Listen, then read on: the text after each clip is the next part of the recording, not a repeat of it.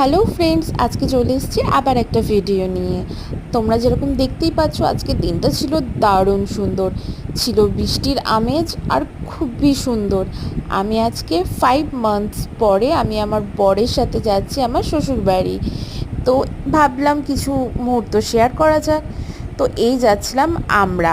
তো সেখানে একটা পেট্রোল পাম্পে দাঁড়িয়েছিলাম, তো সেখানে নিজের কিছু ফটো তুলতে তুলতে আর এই যে চলে এলো আমার বরমশাই, যার সাথে আমার 5 মাস পর দেখা হলো।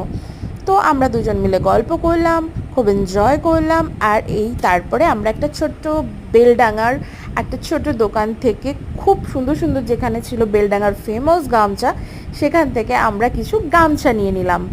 আমার বরমশাই গামছা কিনছে। তারপরে আমরা আবার গাড়িতে উঠে আমাদের গন্তব্যস্থলের দিকে এগিয়ে গেলাম। আর দেখতেই পাচ্ছ তোমরা যেরকম হালকা হালকা বৃষ্টি পড়ছে।